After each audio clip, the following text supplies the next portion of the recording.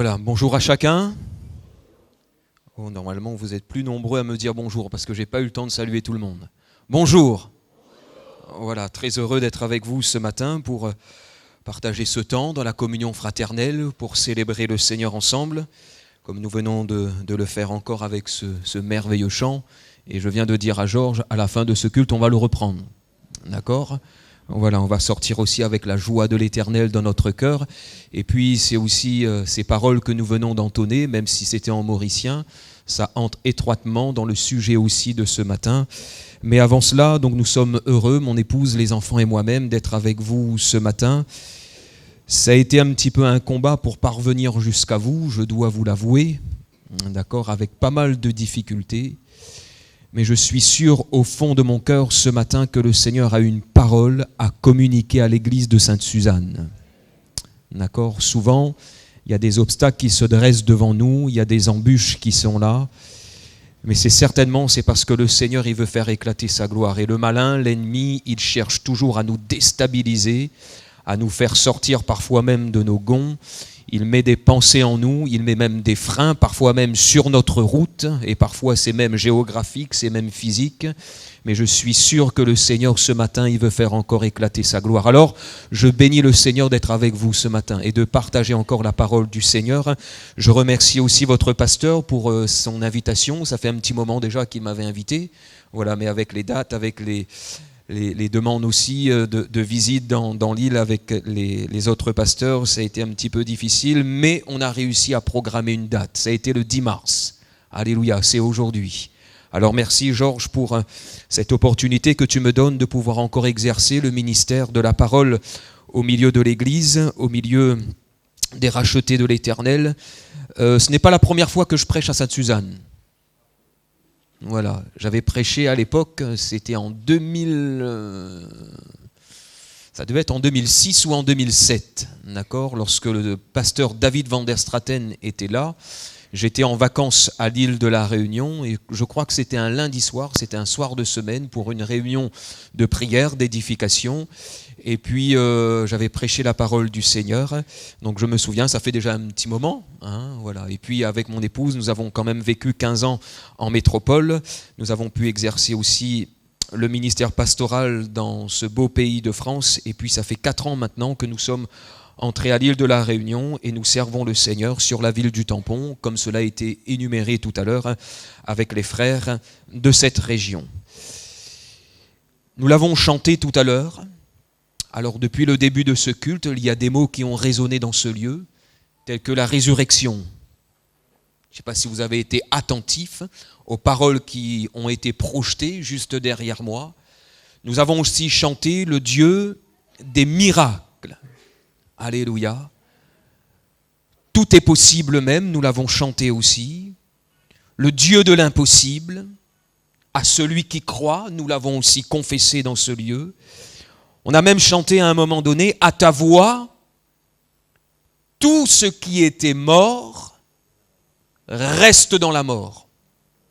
Ça c'est pour voir si j'ai tout le monde avec moi, hein, d'accord ? À ta voix, tout ce qui était mort revient à la vie. Alléluia. Et puis l'hymne de Sainte-Suzanne. On n'a pas eu le temps de trop tout noter, d'accord ? Mais à un moment donné, je crois qu'on a chanté tombeau fin vide, non ? Voilà. Jésus fin ressuscité. Alléluia. Et ces mots m'ont interpellé, frères et sœurs. Résurrection, miracle, Dieu de l'impossible, le tombeau est vide. Il y a même un don spirituel qui a été communiqué. Le même esprit qui a ressuscité Christ d'entre les morts, il vit en toi. L'Esprit de Dieu ce matin l'a rappelé encore à l'église de Sainte-Suzanne. Et je crois que le ministère du Saint-Esprit est merveilleux. Alléluia, il est extraordinaire et il va venir appuyer cela par la prédication même de la parole du Seigneur. Alléluia. Tout est coordonné par l'Esprit. Tout est organisé par l'Esprit. Alléluia. Cette parole du Seigneur résonne dans mon cœur pour l'église de Sainte-Suzanne depuis le milieu de cette semaine. Je ne sais pas vous, mais en général, je me pose pas mal de questions dans la vie de tous les jours. Et en général, depuis notre enfance, l'être humain, il se pose tant de questions. À un moment donné même, je me suis posé la question, pourquoi mes cheveux ne poussent plus? On se pose cette question, mais pourquoi les autres n'ont de cheveux, moi, plus de cheveux, moi? D'accord? Et pourquoi je n'ai pas grandi un peu plus? D'accord? Et puis on réfléchit un petit peu à la vie de tous les jours, et pourquoi cette chose m'est arrivée? Pourquoi cette chose est entrée dans mon foyer, dans ma maison? Pourquoi je passe par la maladie? Pourquoi je passe par tant de souffrances? Pourquoi cet accident m'est arrivé? Pourquoi le Seigneur même ne m'a pas épargné de toutes ces choses? Et oui, l'être humain, depuis son jeune âge, et qu'importe notre âge ce matin, on s'est posé pas mal de questions. Et j'aimerais lire une question avec vous dans l'évangile de Marc, s'il vous plaît, dans le chapitre 5 et le verset 35.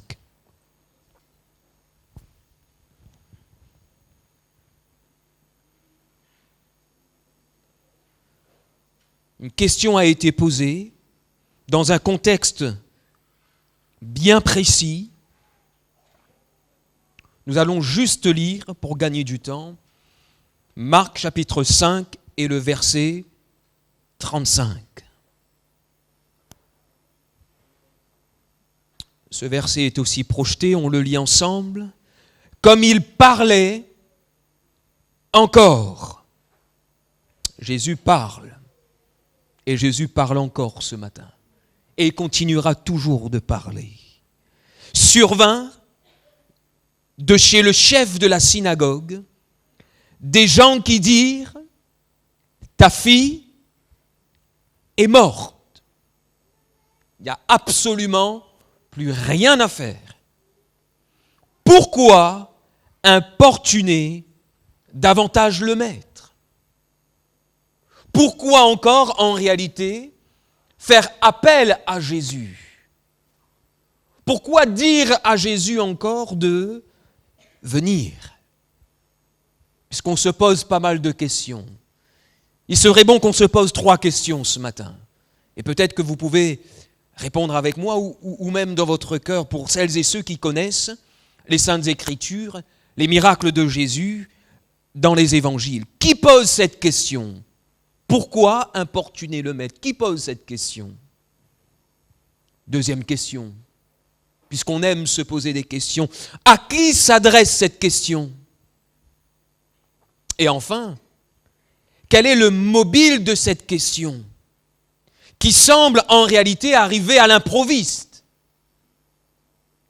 Tout d'un coup. La réponse à la première question, qui pose cette question?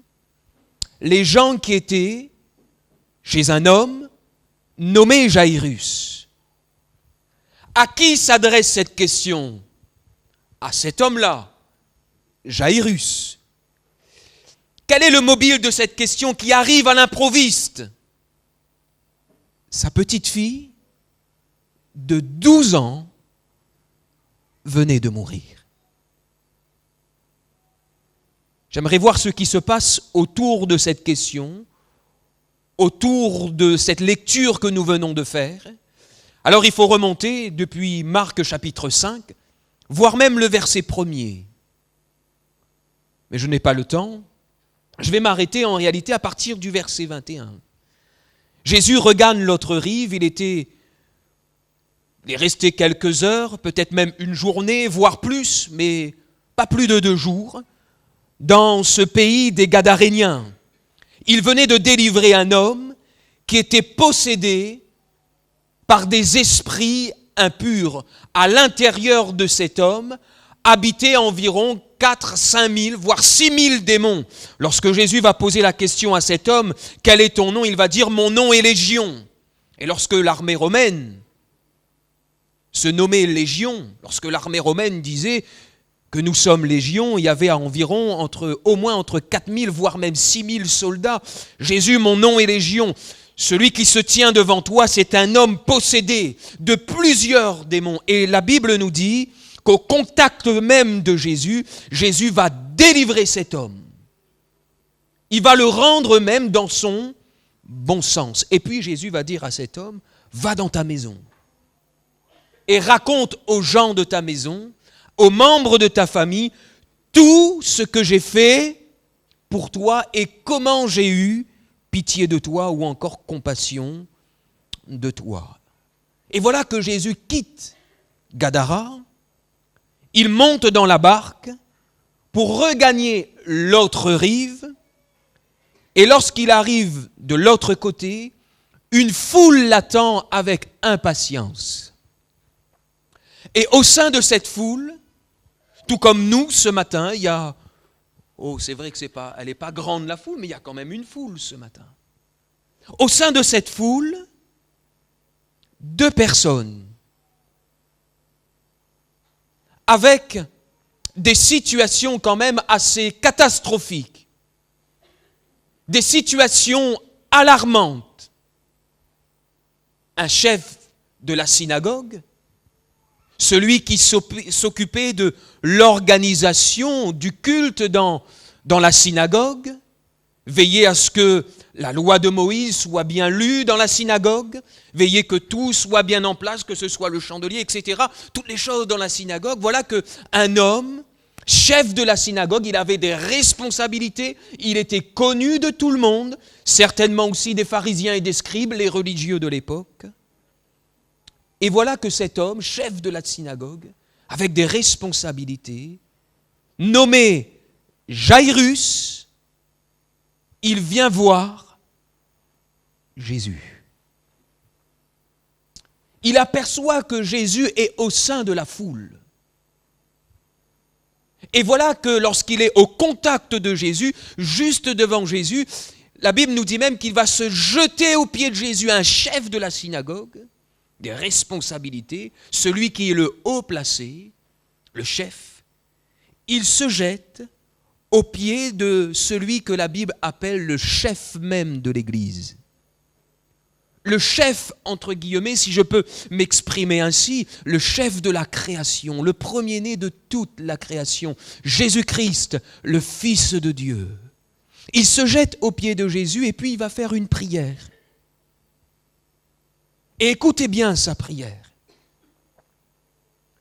Ma petite fille est à l'extrémité, viens, impose-lui les mains, afin qu'elle soit sauvée et qu'elle vive. La prière de la foi. Viens, impose-lui les mains pour qu'elle soit sauvée de sa situation et surtout que la vie puisse continuer à se manifester. Puisque lorsque Jairus a quitté sa maison, lorsqu'il a fermé la porte de sa maison, imaginez-vous un petit peu la scène, on dirait qu'il a même entendu comme le dernier souffle dans la vie de sa petite fille. Lorsqu'il quitte sa maison, elle est à l'extrémité, nous dit le texte. Oh, si on transpose avec les mots d'aujourd'hui, elle est en urgence absolue. Il faut faire vite. Oh, son pronostic vital même est engagé. Et il trouve Jésus. Alléluia. Peut-être même que la situation est alarmante ce matin dans ta vie, dans ton cœur, dans ta maison, dans ton foyer. Mais tu as trouvé Jésus. Et tu es venu dans ce lieu. Et ce matin, tu es au contact de Jésus. De celui qui a déclaré « Je suis la résurrection et je suis la vie ». Et il va faire cette prière « Viens Jésus ». Et que fit Jésus ? Le texte nous dit, il va se mettre en route, puisque Jésus répond toujours présent à la prière de la foi. Il se met en route avec la foule. Mais voilà que la deuxième personne que je vous ai dit tout à l'heure, elle aussi au sein de cette foule. Et on ne peut pas dissocier sa situation, son histoire. Marc ne le fait pas, l'évangéliste Matthieu non plus ne le fait pas, Luc non plus ne le fait pas. Tous ces témoins qui sont là, ils vont mettre l'histoire de cette femme dans le même récit que celui de Jairus. Une femme, elle est là au sein de la foule. Et puis elle aussi, elle a entendu parler de Jésus. Le verset 25 nous dit, elle avait entendu, 26, elle avait beaucoup souffert, mais elle avait entendu parler de Jésus. cependant beaucoup de freins pour que cette femme voie Jésus comme Jairus a vu Jésus de très près. Il y a un frein dans sa vie, il y a un frein dans sa situation, il y a un blocage, il y a un obstacle qui est là. La Bible nous dit qu'elle est touchée par une perte de sang. Elle avait essayé de voir tous les médecins de l'époque pour qu'elle soit totalement guérie, délivrée, pour que son hémorragie cesse. Elle avait mis ses mains entre les mains même des médecins, mais certainement que lorsqu'elle allait de médecin en médecin, peut-être que tous les médecins ont dit on va essayer, allez voir peut-être mon confrère, peut-être que lui aussi, il pourra faire quelque chose pour vous, parce que moi je ne peux plus. L'autre confrère qui dit, mais madame, on a examiné votre dossier, on a examiné votre situation, et puis on ne peut absolument rien faire. Dans le sud, on ne peut absolument rien faire. Montez dans le nord, peut-être que là-haut, avec mon confrère, il pourra faire quelque chose pour vous. Elle avait tout essayé, cette femme, et ça faisait 12 ans qu'elle souffrait. Elle était même considérée comme impure, avec cette perte de sang. Oh, si elle entrait dans la synagogue et qu'elle voulait s'asseoir quelque part, ou même sur un banc, lorsque peut-être même elle était en train de marcher, elle s'asseyait peut-être même sur un banc, il n'y avait personne qui s'asseyait sur le banc parce qu'elle était considérée comme impure. Si ce matin elle était au milieu de nous, elle arrivait et puis elle s'asseyait là sur le premier rang, il n'y avait personne dans la synagogue qui s'asseyait sur le premier rang, ou voire même derrière ou sur les côtés, parce qu'elle était considérée comme impure, éloignée des autres, coupée de toute relation. 12 ans de souffrance. Pourquoi on ne peut pas dissocier la femme à la perte de sang avec Jairus, puisque de l'autre côté, sa petite fille, c'était la réponse à notre troisième question, sa petite fille de 12 ans est malade, est à l'extrémité. Elle était en train de perdre la vie. Elle est en urgence absolue, cette petite fille. Son pronostic vital est engagé. Et elle, la femme à la perte de sang, elle est en train de perdre la vie depuis 12 ans. Elle perd son sang, le sang synonyme de vie. Elle devait être fatiguée, extrêmement épuisée, découragée, voire même au bord de la dépression, du burn-out, ou je ne sais encore quel mot pour caractériser sa situation. Mais elle est au sein de la foule, tout comme quelqu'un ce matin qui est au sein de l'église de Sainte-Suzanne, de cette foule. Et elle s'est dit dans son cœur, si je peux uniquement toucher le bord du vêtement de Jésus, je serai guéri. C'est sa prière.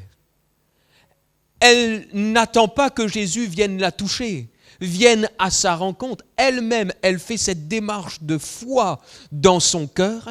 Oh, la foi, frères et sœurs, est une démonstration aussi des choses qu'on ne voit pas encore arriver, nous dit l'auteur de l'Épître aux Hébreux. Elle démontre sa foi. Si je peux toucher uniquement, je ne sais pas comment je vais faire, mais là, au sein de cette foule, il faut que je puisse me frayer un petit chemin pour toucher son vêtement. Il me veut juste toucher, moi, il ne veut pas grand-chose. Mais je sais qu'au contact de ce toucher de Jésus, je serai guéri. Et puis Jésus, lui, son but, souvenez-vous, c'est d'aller voir la petite fille de Jairus. La foule est là, les chants comme ce matin, peut-être même qu'ils ont chanté en mauricien. La joie qui est là. Cette femme souffrante. Papa Jairus aussi qui est là. Un parent qui est là. Et certainement qui était là et Jésus est en route. Je n'ai absolument plus rien à craindre. Je l'ai dit et je lui ai dit, viens, impose-lui les mains pour que ma fille soit sauvée et qu'elle vive. Là, je n'ai plus absolument rien à craindre, je peux marcher. La femme à la perte de sang, c'est l'occasion aussi pour moi de toucher le bord du vêtement de Jésus. Et voilà que lorsque Jésus est en route avec cette foule, cette femme va réussir à toucher le bord du vêtement de Jésus. Et lorsque Jésus marche, lorsqu'il y a ce toucher du vêtement de Jésus, la Bible nous dit que Jésus s'arrête. Et il va poser une question. Qui m'a touché? Les disciples vont dire, Seigneur, attends. Depuis tout là, peut-être que Jean a dit, depuis tout là, moi, tu me touches à où, moi? On va prendre une touche de vêtements. Seigneur, n'a même des enfants. L'été à côté d'où la touche de tunique. Seigneur, n'a un tas de monde qui fait une touche à où depuis la prière de Jairus jusque-là, jusqu'à ce temps d'arrêt. N'a un tas de monde la touche à où, Seigneur? Pourquoi cette question? Jésus va dire non. Il y a quelqu'un qui m'a touché au point où j'ai senti une force sortir où? De moi. Une force a été communiquée. La force de la vie, la force de la résurrection, la force de son pouvoir, la force de sa parole qui honore la foi. Si je peux toucher le bord de son vêtement, je serai guéri, c'est une certitude. Et Jésus est là, il marque un temps d'arrêt. Et cette femme, effrayée, tremblante, nous dit le texte, sachant ce qui venait de se passer en elle, parce que de suite la perte de sang s'est arrêtée. Tout de suite dans son corps, elle a senti qu'il y a quelque chose qui s'est manifesté, il n'y a plus de perte de sang. Et Jésus va prendre le temps de lui expliquer le pourquoi, le comment. Ma fille, ta foi t'a sauvée, va en paix et sois guérie de ton mal. Une petite vérité spirituelle, frères et sœurs, pour nous ce matin.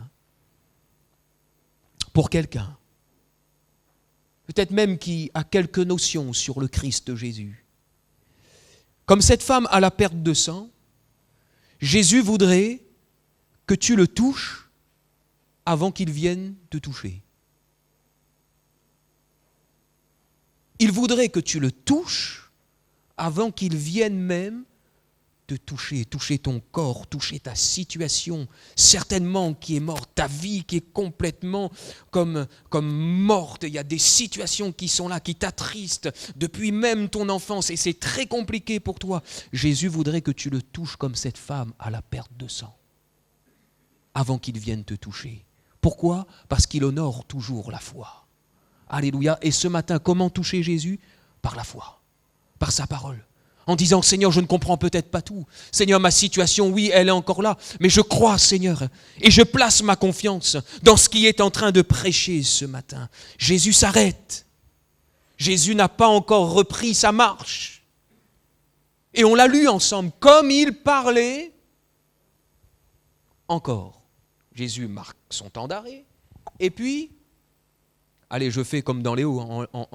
Dans Léo, nous causons en lu, d'accord? Lui continue de causer. Jésus parle encore. Il parle encore. Et il explique à cette femme, peut-être même tous les points qui sont là, sont forts quand même, de foi, de salut, le fait de maintenant, tu peux partir en paix, tu es guéri de ton mal. Il parle encore avec cette femme. Et pendant que Jésus parle, pendant que le ressuscité s'exprime, pendant qu'il est en train de donner son enseignement à la femme qui est guérie de sa perte de sang, voilà que des gens arrivent, des personnes arrivent, dans cette foule qui est là, où a lieu la guérison, le salut, mais où a lieu aussi, où est présent le Fils de Dieu, le ressuscité. Et avec quelle nouvelle? Jairus, tout est à l'arrêt. Jésus n'avance plus. Et nous, on vient de te dire aussi quelque chose. Le cœur de ta petite fille s'est arrêté.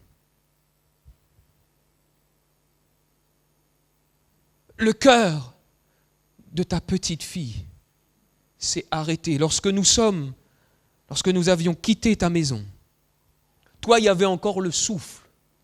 Peut-être même que tu as mis ton doigt sous son nez pour voir s'il y avait encore quelque chose, un souffle, un signe de vie. Il y avait encore quelque chose. Mais nous, là, lorsqu'on vient de quitter cette maison, il fallait qu'on vienne te dire quelque chose. Ta petite fille est morte. C'est attesté. Tout le monde l'ont attesté. Elle est morte. Et imaginez-vous, frères et sœurs, amis, ce qui s'est passé dans le cœur de Jairus à ce moment bien précis, lorsque la nouvelle entre dans ses oreilles, percute son cœur, son cœur de papa, son cœur qui est là, rempli aussi, qui était rempli de foi, d'espérance. Et on dirait qu'avec cette nouvelle, tout est annulé. Imaginez-vous toutes les pensées qui ont su traverser son esprit. Ma petite fille, on vient de me le dire, ma petite fille est morte. Et peut-être qu'il s'est vu déjà, parce que nous sommes comme cela. Lorsqu'il y a une situation qui nous frappe, lorsqu'il y a une mauvaise nouvelle qui nous frappe, lorsqu'il y a la maladie qui nous frappe, lorsqu'il y a des noms qui nous font peur, tout de suite, frères et sœurs, l'être humain, il est comme ça, tout de suite, on dirait qu'il pense au pire. Peut-être que Jairus a pensé au pire. Il faudra contacter notre mutuelle de décès. Il faudra organiser ses obsèques. Ça va être terrible lorsqu'on va sortir de la maison avec ce petit corps qui est là, inerte, où il n'y a plus de vie. 12 ans, j'ai que profité de 12 ans avec ma petite fille, ça a été, oui, un temps, mais maintenant c'est terrible. Oh, le texte ne nous mentionne pas du comportement de la femme de Jairus, mais intéressons-nous à ce papa, à ce parent qui est là, souffrant, meurtri, brisé, et qui doit certainement accompagner cette petite fille, sa petite fille, dans sa dernière demeure. Et ces personnes vont aller plus loin. Elle est morte. Alors pourquoi dire à Jésus de venir? Pourquoi encore importuner le Maître? Quelles sont les raisons qui te poussent à demander encore à Jésus de venir chez toi? Pourquoi se donner encore de la peine? Tu as déjà une grande peine, Jairus. Pourquoi encore te donner tant de peine? Laisse Jésus avec la femme qui est guérie de sa perte de sang. Mais viens avec nous. Il faut qu'on s'occupe du corps de ta petite fille. Pourquoi se donner tant de peine à dire à ce didaskalos en grec littéraire, dans la langue même, dans ce qui est littéraire, dans le grec, le Nouveau Testament, la traduction la plus proche là, qui est là. Pourquoi dire encore à ce maître, à ce chef, à ce docteur, à ce professeur de venir dans ta situation? Nous, en tout cas, nous n'en voyons aucune. C'est fini. Et sans doute ce matin, que nombreux sont ceux qui se posent cette question. Pourquoi importuner davantage le Maître? Pourquoi encore suivre Jésus? Pourquoi encore l'adorer? Pourquoi encore le célébrer? Pourquoi encore le louer? Pourquoi encore lever les mains? Peut-être ce matin, tu n'avais même plus les forces, quand on a chanté ce chant tout à l'heure, de lever tes mains. Parce que ta situation, elle t'accable. Elle te fait souffrir. La situation peut-être même est morte. Pourquoi encore jeûner? Pourquoi encore faire appel à lui? Pourquoi encore demander à Jésus de venir dans mon foyer, de venir dans mon couple, de venir dans la famille, de venir dans la vie de mes enfants, de mes petits-enfants, de mon adolescent, de mon jeune? Pourquoi encore rester sur ce chemin avec Jésus? Pourquoi encore le servir? Pourquoi encore venir dans ce lieu semaine après semaine? Pourquoi encore fréquenter l'église? Et tant de pourquoi. Et nombreux sont nos pourquoi et nos questions. Frères et sœurs, plusieurs raisons pour nous ce matin. Et pour toi encore, peuple de Dieu, Église de Sainte-Suzanne, de continuer de faire appel à Jésus. De continuer de dire à Jésus de venir dans sa maison, dans ta maison. Au pourquoi ce matin, nous allons débuter nos réponses avec le parce que. Pourquoi dire à Jésus encore de venir? Pourquoi encore le célébrer, le louer? Frères et sœurs, parce que nous n'avons que Jésus. Alléluia, vous vous souvenez de ce chant? Je n'ai que Jésus. Pour me guérir, Je n'ai que Jésus pour me le relever. Je n'ai que son espérance, je n'ai que son soutien. Et de sa puissance, alléluia, il est capable encore de me relever. Pourquoi encore dire à Jésus de venir? Parce que, frères et sœurs, écoutez bien ceci, c'est une autre vérité spirituelle pour chaque maison, pour toute l'église de Sainte-Suzanne. Cette vérité spirituelle est là. Parce que le plus important ici-bas n'est pas de savoir si je suis aux portes de la vallée de l'ombre de la mort. David a dit, lorsque je marche dans la vallée de l'ombre de la mort, il dit bien, il marche, il doit passer, il est en mouvement. Qu'on soit au début d'une situation qui commence à perdre vie, qu'on soit au milieu de la vallée où on entend que c'est mort, c'est fini, excusez-moi l'expression, c'est fichu, il faut enterrer, il faut mettre une pierre dessus, il faut mettre une pierre sur ton cœur. Qu'on soit au sein de cette vallée, où tout est sombre, où tout est noir, où peut-être même les ténèbres te font ressentir sa présence qui est là, et qui te dit que la lumière ne pourra jamais jaillir de nouveau de ton cœur, de ta situation, de ton foyer, de ta maison. Que tu sois aux portes de la vallée. Le plus important, que tu sois au début, que tu sois au milieu, ou que tu sois à la fin de cette vallée, le plus important, c'est de s'assurer que le ressuscité est là, tout près de toi. Amen. Voire même en toi.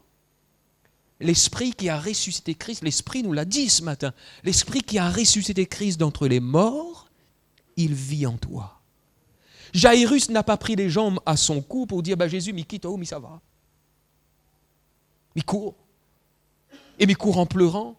On m'avait dit, où vient? Oui, c'est vrai qu'il était en chemin. Il m'a pris trop de temps. Énormément de temps. Jésus, pendant que il était en train de causer avec cette femme qui était guérie de sa perte de sang, et soit dit entre nous, au cas où vous l'avez oublié, moi nu vois où avant.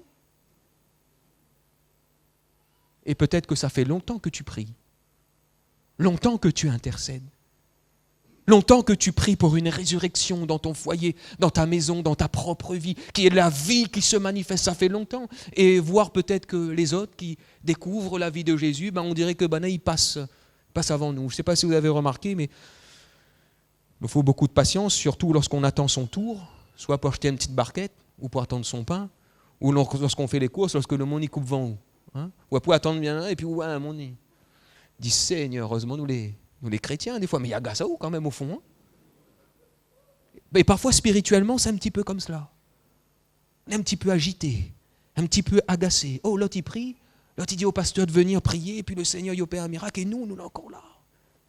Jairus, c'était un petit peu sa position, son vécu ici, et puis il n'a pas dit Jésus, mais laisse à où, continue d'occuper cette femme-là, et puis moi, ça va à la maison, tant pis.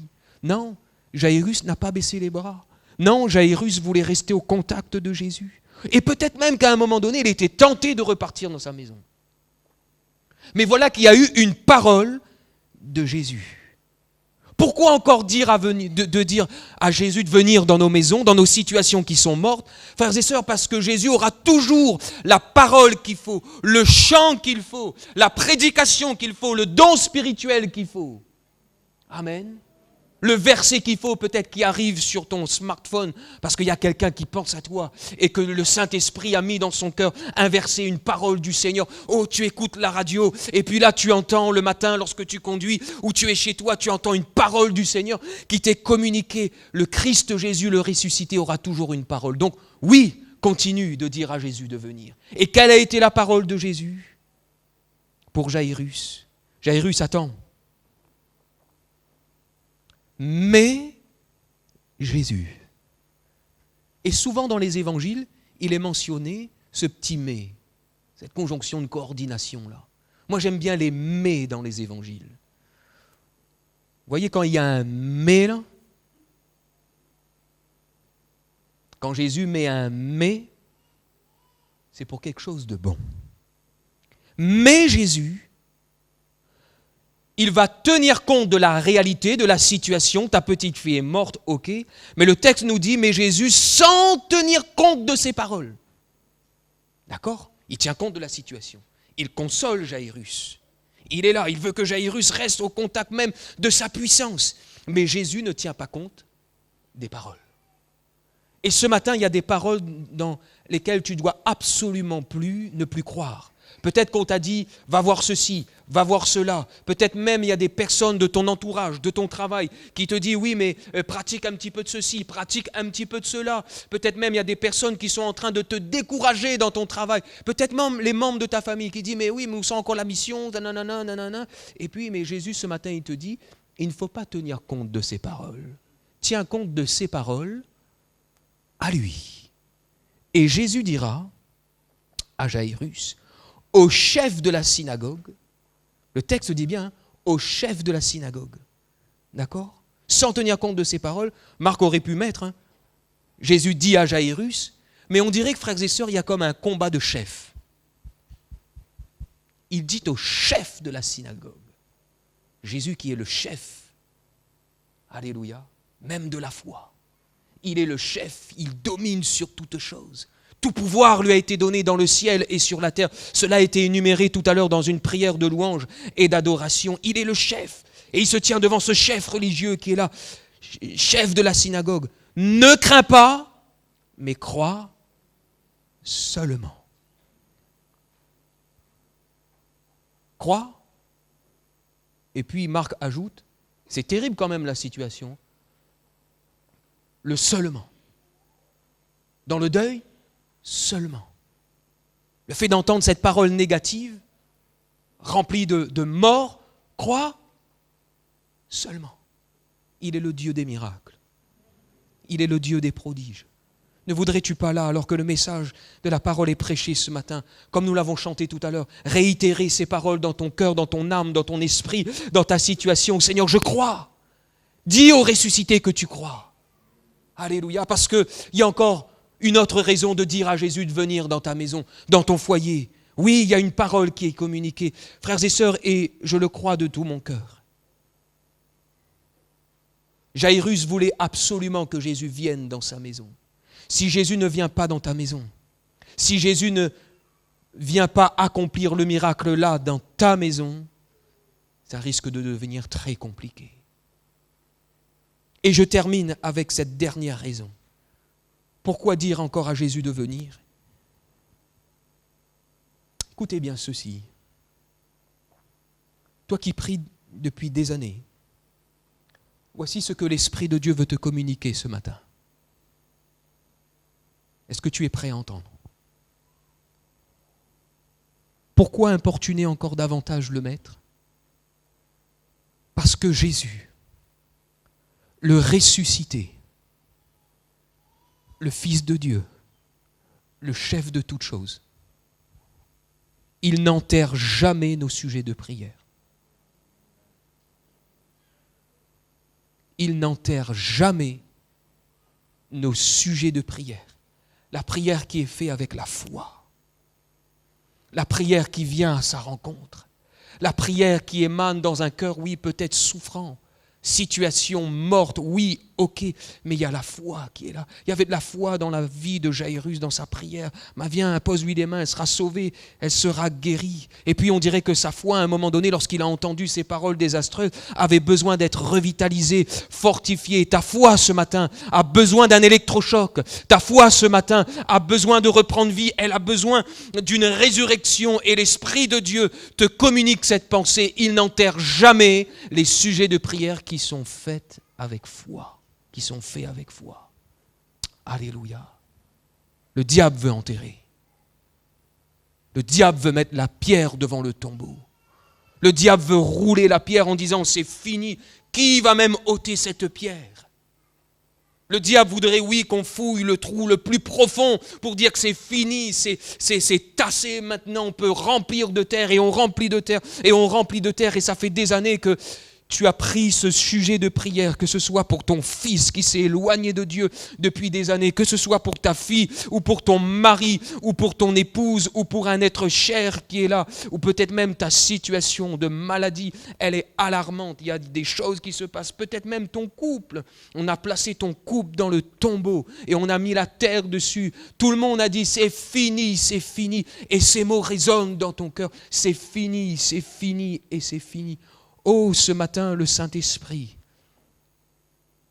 il voudrait te dire que Jésus, il se tient juste devant la situation qui est morte. Alléluia. Conduis Jésus jusque dans le lieu où est la mort. Ne lâche pas sa main.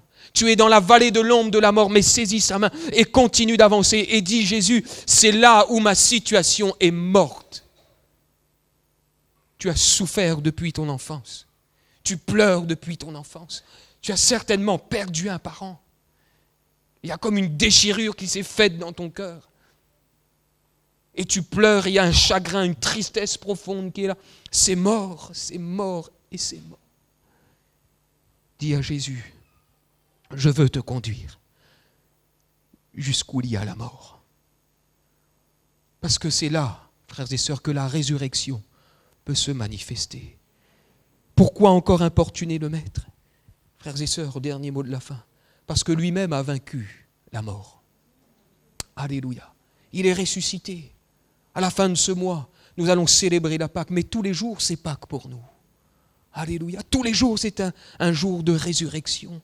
Et lorsque Jairus reprend son chemin avec Jésus, il va accompagner Jésus jusqu'au lieu où était cette petite fille. Et avant que Jésus franchisse le seuil de cette maison, il va dire, cette petite fille de 12 ans, elle n'est pas morte. Hein. Qu'est-ce qu'elle fait? La résurrection a commencé où? Quand Jésus a prié pour cette petite fille? Ou lorsqu'il a prononcé cette parole?